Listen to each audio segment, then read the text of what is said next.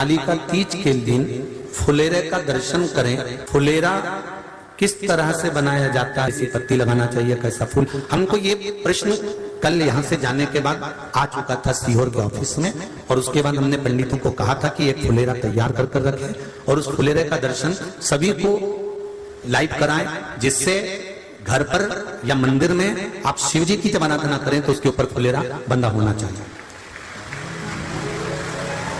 जैसे ये शिवलिंग आपने बनाया बालू रेत का, मिट्टी का, जो शिवलिंग का निर्माण करा है, उस शिवलिंग का निर्माण करने के बाद में आपके मध्य में जब आप शिवलिंग बनाते हो घर के अंदर हॉल में या मंदिर में, तो ऊपर कोई कुंडी वगैरह लगी हो, पंखा लगा हो, उस पे से रस्सी बांध कर लेकर आकर इस फुलेरे को इस तरह से शिव जी के ऊपर लटकाया जाता है। इसको फुलेरा कहते हैं। ये भगवान शंकर का अखंड सौभाग्य देने का फुलेरा होता है, जिसको माता पार्वती जी, उमा, कात्यायनी देवियों ने इसका स्मरण किया। एक गोल होता है, ये भी चौकोर, गोल, चौकोर, तिरछा, जिस तरह से भी बनाना हो, पर शिव जी के ऊपर नीचे शंकर भगवान होते हैं। ये थोड़ा ऊंचा, जिससे पूजन भी आराम से हो जाए, इसको ऊंचाई की ओर लगाया जाता है, जिससे भगवान, जैसे अपन जलाधारी लगाते हैं, उसी तरह से इस फुलेरे को लगाया जाता है। तो इस फुलेरे में कहीं ना कहीं पत्तियों को भी लगाना चाहिए। माला के साथ में कोई आम की पत्ती हुई, अशोक की पत्तियां हुई, उसका भी स्मरण इसमें आता है महाराज, उसका भी स्मरण। जैसे भगवान देवादिदेव महादेव का शिवलिंग का जब दर्शन हो गया, सबको फुलेरा का, अरे जम के तो बोलो, हो गए ना? और जितने लोग आस्था पर सुन रहे हैं, जितने लोग फेसबुक पर सुन रहे हैं, अगर आपके स्मरण में फुलेरा नहीं हो तो उसका दर्शन अवश्य करिएगा। शिव मंदिर में अगर जलाधारी भी लगी हुई है तो जलाधारी से फूल बांधकर नीचे की ओर लटकाना चाहिए, पर लटकाना चाहिए, फुलेरा बनाना चाहिए।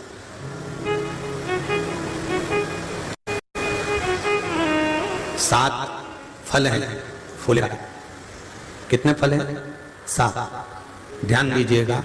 पहला, फुलेरा जो नारी व्रत करती आती है और व्रत क्रम उसका चलता रहता है, उस व्रत कर्म के अंतर्गत मान लो किसी कारणवश बीमारी में, कोई गमी के अंतर, कोई सूतक सावड़ के अंतर्गत अगर नारी पूजन नहीं कर पाती है, पूजन नहीं कर पाई, और उसने केवल फुलेरे का दर्शन ही कर लिया, अपने पलंग पर पड़ी पड़ी भी फुलेरे का दर्शन कर लिया है, तो नारी को हरतालिका तीज के व्रत का फल प्राप्त हो जाता है। 7 फल हैं भगवान शंकर के हरतालिका तीज के फुलेरे का। पहला फल व्रत का मूल। दूसरा, यदि कोई नारी आई और उसके संतान नहीं, 10 साल, 8 साल, 5 साल, 6 साल, 7 साल, 12 साल, 15 साल हो गए, उस फुलेरे का मात्र स्मरण कर कर एक पुष्प भी उसने अगर हल्दी कुंकू का लगाकर उस फुलेरे का टच कर कर भगवान शिव के पावन चरणों में रख दिया है और विनती कर कर गई है, तो अगला फुलेरा वो खुद बनवाती है, उसकी गोदी में संतान आ ही जाती है। अगला फुलेरा वो खुद बनवाएगी, के जाएगी, जी अगली बार फुलेरा मेरी तरफ से बनवा देना, मंदिर में फुलेरा मेरी तरफ से लगवाना, अगली बार जब तुम पूजन करो तो फुलेरा मेरी तरफ से बनवाना। ये फुलेरे का मान। तीसरा, महाराज हम कोई दान, गौदान, हरतालिका तीज की किताब है आपके यहाँ, जो लोग पढ़ते होंगे हरतालिका तीज की किताब, उसमें लिखा है ब्राह्मण देव को ये दान देना है, ऐसा दान देना है।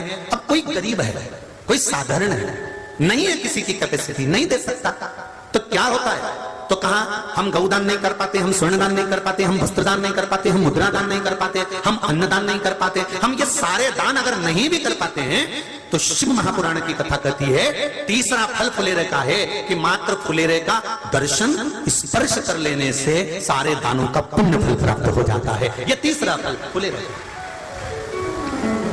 अब हरतालिका तीज का फुलेरे का चौथा महत्व है महाराज। चतुर्थ महत्व हरतालिका तीज के फुलेरे का है, जो कुंवारी कन्या हरतालिका व्रत करती है,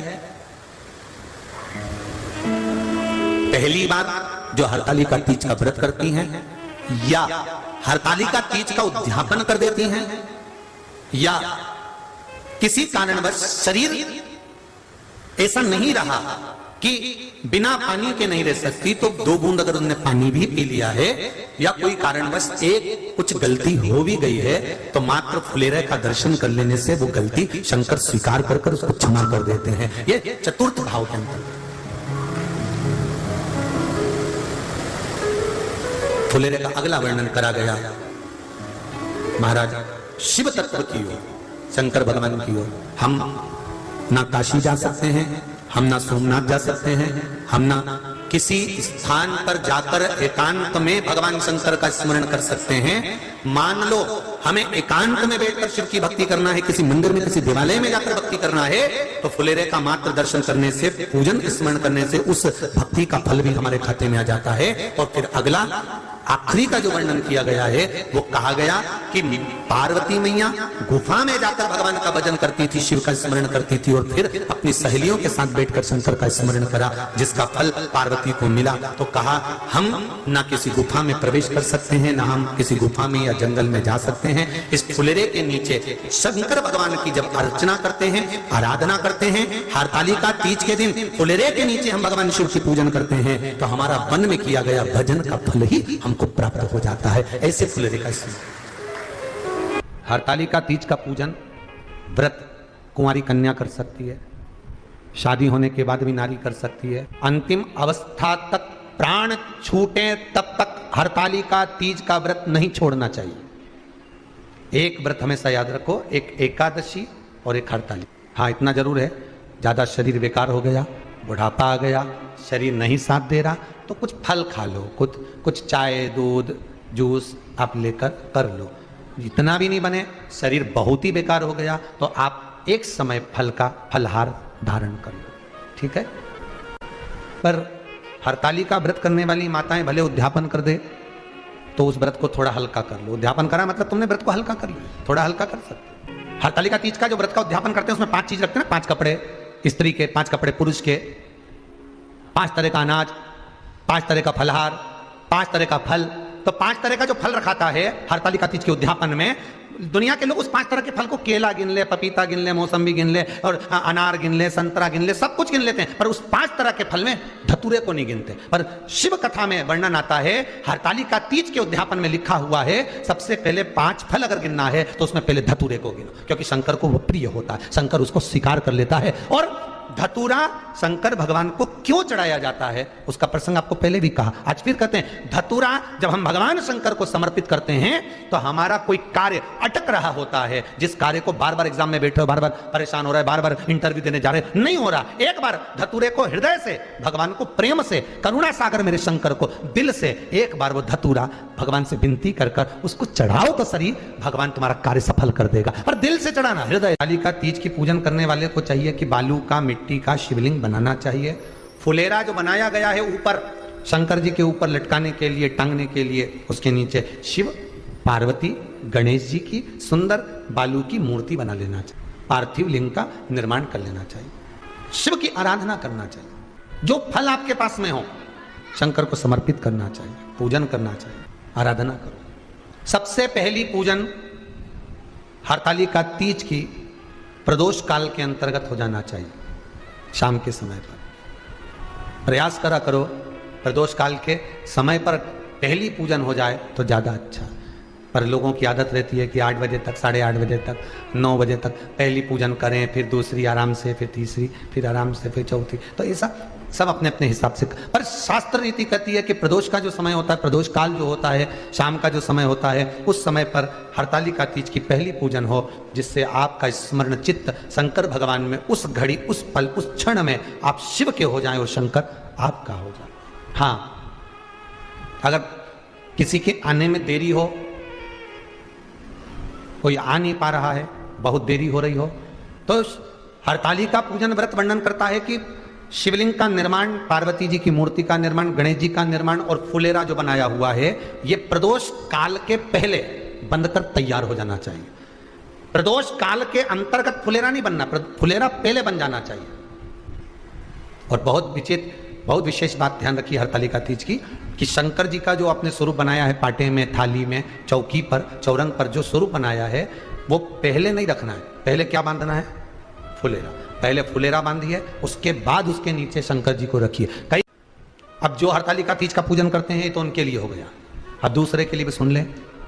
जो नारी हरतालिका तीज का पूजन नहीं करती, व्रत नहीं करती, साधना नहीं करती, उसके लिए भी कहा गया कि आप अगर ये व्रत नहीं करते हो तो एक कार्य जरूर करना, कहीं पर फुलेरा बंधा हो, हरतालिका की पूजन हो रही हो, 5 मिनट 10 मिनट निकालकर अपने आसपास के किसी पौधे में से पत्तियां लेकर या पुष्प लेकर 5 वृक्ष की पत्ती या 5 वृक्ष के पुष्प लेकर शंकर भगवान को जब पूजन हो रही हो, 5 मिनट माताएं जब पूजन कर रही हो, तब आप भी उस पुष्प को, उस पत्तियों को शंकर को समर्पित कर सकते हो। ये नहीं चढ़ा सकते तो 5 फल नहीं चढ़ा सकते तो 5 कुछ भी पुष्प आदि का आप शिव को समर्पित करो। पर क्यों चढ़ाया जाता है, किस लिए चढ़ाना चाहिए? तो कहा कन्या स्त्री अगर मान लो हरतालिका का व्रत नहीं करती, पूजन नहीं करती, आराधना नहीं करती, तो वो कन्या, वो नारी, वो स्त्री, वो पुरुष कार्य तो बहुत करेगा, दुकान भी 4 चलाएगा, व्यापार भी बढ़ाएगा, पर संपदा को जोड़ नहीं पाएगा। 1 रुपए कमाएगा, 1.25 रुपए खर्च वाला काम चलेगा। हस्त नक्षत्र में जो तृतीया पड़ती है, हस्त नक्षत्र के अंतर्गत जो तृतीया का महत्व कहा गया है, वो संपदा को बढ़ाती है, मनोकामना को पूर्ण करती है। इस नक्षत्र के अंतर्गत जो तृतीया आती है, वो मनोकामना को पूर्ण कर चली जाती है। इसलिए शिव की आराधना के लिए प्रथम मान्य। हस्त नक्षत्र में किया गया दान, हस्त नक्षत्र के अंतर्गत तृतीया के दिन किया गया पुण्य, हस्त नक्षत्र में तृतीया के दिन किया गया श्रृंगार, हस्त नक्षत्र में तृतीया के दिन करा गया अपना सुंदर सिंदूरा, भगवान का आनंद, 5 तरह के वस्त्र, 5 तरह के स्त्री के वस्त्र, पुरुष के वस्त्र, 5 तरह का फल, 5 तरह का अनाज, ब्राह्मण को बुलाकर ब्राह्मणी के साथ आप या तो ब्राह्मण से उद्यापन करवाएं या फिर आप स्वयं भी करते हैं तो शिव को समर्पित करके ब्राह्मण और ब्राह्मणी को भोजन कराकर वो भाग प्रदान करें। यही हरतालिका तीज के उद्यापन का वर्णन आता है। सुंदर भाव से हरतालिका माता आप सभी की मनोकामना पूर्ण करे। हर हर महादेव।